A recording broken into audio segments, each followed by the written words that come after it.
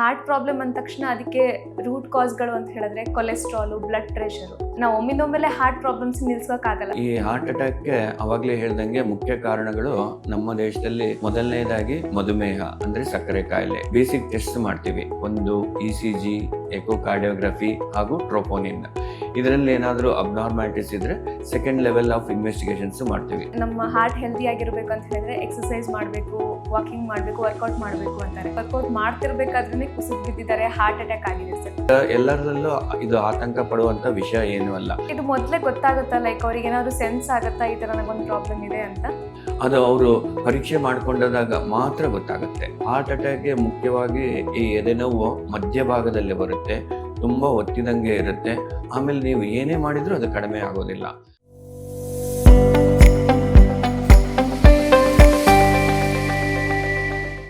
ಈಗ heart problem ಅಂದ ತಕ್ಷಣ ಅದಕ್ಕೆ ರೂಟ್ ಕಾಸ್ಗಳು ಅಂತ ಹೇಳಿದ್ರೆ ಕೊಲೆಸ್ಟ್ರಾಲು, ಬ್ಲಡ್ ಪ್ರೆಷರು. ಸೊ ನಾವು ಒಮ್ಮಿಂದೊಮ್ಮೆಲೆ ಹಾರ್ಟ್ ಪ್ರಾಬ್ಲಮ್ಸ್ ನಿಲ್ಸೋಕ್ಕಾಗಲ್ಲ. ಸೊ ಇವೆರಡನ್ನ ಕಂಟ್ರೋಲ್ ಮಾಡ್ಕೊಳ್ಳೋದು ಯಾವ ರೀತಿ ಅಂತ ಸರ್? ಈ ಹಾರ್ಟ್ ಅಟ್ಯಾಕ್ಗೆ ಅವಾಗಲೇ ಹೇಳ್ದಂಗೆ ಮುಖ್ಯ ಕಾರಣಗಳು ನಮ್ಮ ದೇಶದಲ್ಲಿ ಮೊದಲನೇದಾಗಿ ಮಧುಮೇಹ ಅಂದರೆ ಸಕ್ಕರೆ ಕಾಯಿಲೆ, ಎರಡನೇದಾಗಿ ಬ್ಲಡ್ ಪ್ರೆಷರ್ ಅಧಿಕ ರಕ್ತದೊತ್ತಡ, ಮೂರನೇದಾಗಿ ಕೊಲೆಸ್ಟ್ರಾಲ್, ನಾಲ್ಕನೇದಾಗಿ ಈ ಸ್ಟ್ರೆಸ್, ಆಮೇಲೆ ಐದನೇದಾಗಿ ನಿದ್ರೆ ಕಡಿಮೆ ಇರೋದು. ಈ ಥರ ಕಾಯಿಲೆ ಇರೋರು ಅವರು ಫಿಸಿಷಿಯನ್ನು ಅಥವಾ ಕಾರ್ಡಿಯಾಲಜಿಸ್ಟ್ ಹತ್ರ ಸೂಕ್ತ ಕಾಲದಲ್ಲಿ ಪರೀಕ್ಷೆ ಮಾಡಿಸ್ಕೊಂಡು ಚಿಕಿತ್ಸೆ ಪಡೆದ್ರೆ ಡೆಫಿನೆಟ್ಲಿ ಈ ಹೃದಯ ಸಂಬಂಧಿ ಕಾಯಿಲೆಯನ್ನು ನಾವು ತಡೆಗಟ್ಟಬಹುದು. ಇಂಥವ್ರಿಗೆ, ನಮ್ಮಲ್ಲಿ ಬಂದವ್ರಿಗೆ ಬೇಸಿಕ್ ಟೆಸ್ಟ್ ಮಾಡ್ತೀವಿ, ಒಂದು ECG, ಎಕೋಕಾರ್ಡಿಯೋಗ್ರಫಿ ಹಾಗೂ ಟ್ರೋಪೋನಿನ್. ಇದರಲ್ಲಿ ಏನಾದರೂ ಅಬ್ನಾರ್ಮಾಲಿಟೀಸ್ ಇದ್ರೆ ಸೆಕೆಂಡ್ ಲೆವೆಲ್ ಆಫ್ ಇನ್ವೆಸ್ಟಿಗೇಷನ್ಸ್ ಮಾಡ್ತೀವಿ. ಅದು ಯಾವುದಪ್ಪ ಅಂದರೆ ಟ್ರೆಡ್ಮಿಲ್ ಟೆಸ್ಟ್ ಅಂತ. ಅದರಲ್ಲೂ ಏನಾದರೂ ಬದಲಾವಣೆಗಳು ಬಂದರೆ ಅವರಿಗೆ ಮುಂದಿನ ಇನ್ವೆಸ್ಟಿಗೇಷನ್ಸ್ ಅಂದರೆ ಕೊರೊನರಿ ಆಂಜಿಯೋಗ್ರಾಮ್ ಅಂತ ಮಾಡ್ತೀವಿ. ಅದು ಮಾಡಿದ ನಂತರ ಅದರಲ್ಲಿ ಏನಾದರೂ ಬ್ಲಾಕೇಜಸ್ ಏನಾದರೂ ಇದ್ದರೆ ಅವ್ರಿಗೆ ಆಂಜಿಯೋಪ್ಲಾಸ್ಟಿ ಮಾಡೋದು ಅಥವಾ ಸ್ಟೆಂಟ್ ಅಳವಡಿಸೋದು, ಇದೆಲ್ಲ ಮಾಡಿದರೆ ಡೆಫಿನೆಟ್ಲಿ ಈ ಹೃದಯಾಘಾತವನ್ನು ನಾವು ತಡೆಗಟ್ಟಬಹುದು.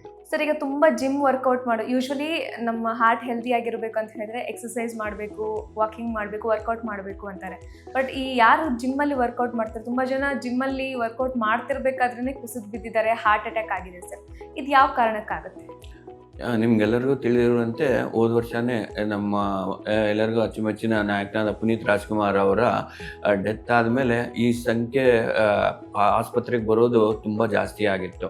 ಬಟ್ ಎಲ್ಲರಲ್ಲೂ ಇದು ಆತಂಕ ಪಡುವಂಥ ವಿಷಯ ಏನೂ ಅಲ್ಲ.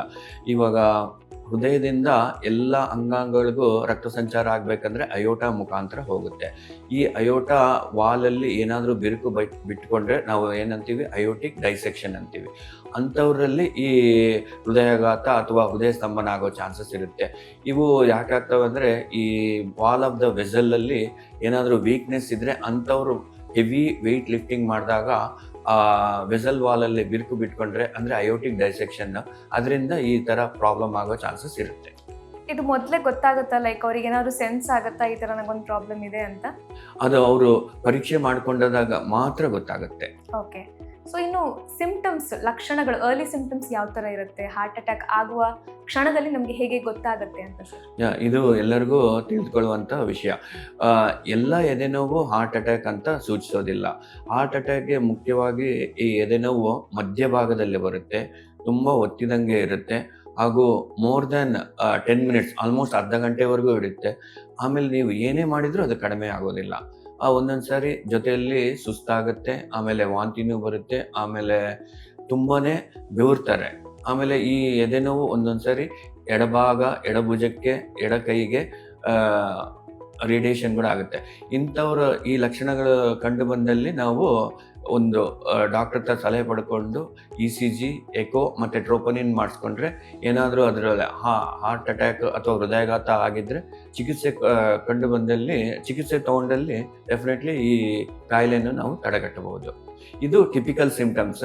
ಬಟ್ ಕೆಲವೊಬ್ಬರಲ್ಲಿ ಏಟಿಪಿಕಲ್ ಸಿಂಪ್ಟಮ್ಸ್ ಇರುತ್ತೆ. ಅಂದರೆ ಬರ್ನಿಂಗ್ ಸೆನ್ಸೇಷನ್ನು ಅಥವಾ ಡಯಾಬಿಟಿಸ್ ಇರೋದ್ರಲ್ಲಿ ಈ ಥರ ನೋವೇ ಕಾಣಿಸೋದಿಲ್ಲ.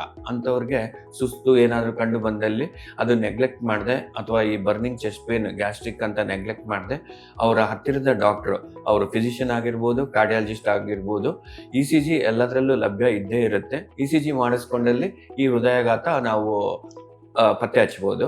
ಆಮೇಲೆ ಈ ECGಯಲ್ಲಿ ಕೂಡ ಒಂದು ಸುಮಾರು 50% ಫಸ್ಟ್ ECG ನಾರ್ಮಲ್ ಇರುತ್ತೆ. ಅದಕ್ಕೆ ನಮ್ಮ ಹತ್ರ ಬರೋ ರೋಗಿಗಳಿಗೆ ಅವರ ಹಿಸ್ಟ್ರಿ ಎಲ್ಲ ತಗೊಂಡು ಅವ್ರಿಗೇನಾದರೂ ಮಧುಮೇಹ ಇದ್ದರೆ, BP ಜಾಸ್ತಿ ಇದ್ದರೆ, ಕೊಲೆಸ್ಟ್ರಾಲ್ ಜಾಸ್ತಿ ಇದ್ದರೆ, ಅವ್ರೇನಾದರೂ ಸ್ಮೋಕರ್ಸ್ ಆಗಿದ್ದರೆ ಅವ್ರನ್ನ ಹಾಸ್ಪಿಟ್ಲಲ್ಲೇ ಅಬ್ಸರ್ವೇಷನ್ಗೆ ಅಂತ ಇಟ್ಕೊಂಡು ರಿಪೀಟ್ ECG ಮಾಡ್ತಾ ಹೋಗ್ತೀವಿ.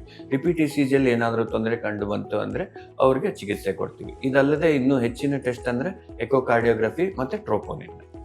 ನೀವು ಹೇಳ್ತಾ ಇದ್ರಿ ಎಲ್ಲ ಎದೆನೋವು ಕೂಡ ಹಾರ್ಟ್ ಅಟ್ಯಾಕ್ ಸಿಂಪ್ಟಮ್ ಅಲ್ಲ ಅಂತ. ಕೆಲವೊಂದು ಸಿಂಪ್ಟಮ್ಸ್ನ ನಾವು ಮಿಸ್ಕನ್ಸೆಪ್ಷನ್ ಮಾಡ್ಕೊಂಡಿರ್ತೀವಿ, ಇದು ಹಾರ್ಟ್ ಅಟ್ಯಾಕ್ ಆಗಿರ್ಬೋದು ಅಂತ. ಅಂಥ ಲಕ್ಷಣಗಳು ಯಾವ್ಯಾವುದು ಅಂತ ಸರ್? ಇತ್ತೀಚೆಗೆ ಈ ನ್ಯೂಸಲ್ಲಿ ನೋಡಿ ನಮ್ಮ ಎಲ್ಲ ಬ್ರಾಂಚಸ್ಗೂ ಸುಮಾರು ರೋಗಿಗಳು ಬರ್ತಾ ಇದ್ದಾರೆ. ಏನೇ ಸ್ವಲ್ಪ ತೊಂದರೆ ಆದರೂ ಅಂದರೆ ಚುಚ್ಚಿದಂಗೆ ಆಗೋದು, ಬೆನ್ನು ನೋವಾಗೋದು, ಎದೆ ನೋವಾಗೋದು, ಎಸ್ಪೆಷಲಿ ಯಂಗ್ಸ್ಟರ್ಸ್ 20 ರಿಂದ 40 ವರ್ಷ ಈ ವಯಸ್ಸಿನಲ್ಲಿ ಬರ್ತಾ ಇದ್ದಾರೆ. ಬಟ್ ಅವ್ರಿಗೆಲ್ಲ ನಾವು ಈ ಒಂದು ECG ಎಕೋ ಎಲ್ಲ ಮಾಡಿಬಿಟ್ಟು ಎಲ್ಲ ನಾರ್ಮಲ್ ಇದೆ ಅಂತ ರಿಯಶ್ಯೂರೆನ್ಸ್ ಕೊಟ್ಟು ಟ್ರೀಟ್ಮೆಂಟ್ ಎಲ್ಲ ಕೊಟ್ಟು ಕಳಿಸ್ತಾ ಇದ್ದೀವಿ. ಓಕೆ. ಆಮೇಲೆ ಈ ಗ್ಯಾಸ್ಟ್ರೈಟಿಸಿಂದನೂ ಕೆಲವೊಂದ್ಸಲ ಎದೆ ಚುಚ್ಚಿದಂಗೆ ಆಗೋದು ಎಲ್ಲ ಆಗ್ತಾ ಇರುತ್ತೆ. ಸೊ ಗ್ಯಾಸ್ಟ್ರೈಟಿಸ್ಗೆ ಹಾರ್ಟ್ ಅಟ್ಯಾಕ್ಗೆ ಏನಾದ್ರು ಕನೆಕ್ಷನ್ ಇದೆಯಾ ಸರ್? ಆವಾಗಲೇ ಹೇಳ್ದಂಗೆ ಈ ಗ್ಯಾಸ್ಟ್ರೈಟಿಸ್, ಬರ್ನಿಂಗ್ ಸೆನ್ಸೇಷನು ಏಟಿಪಿಕಲ್ ಸಿಂಪ್ಟಮ್ಸ್ ಅಂತ.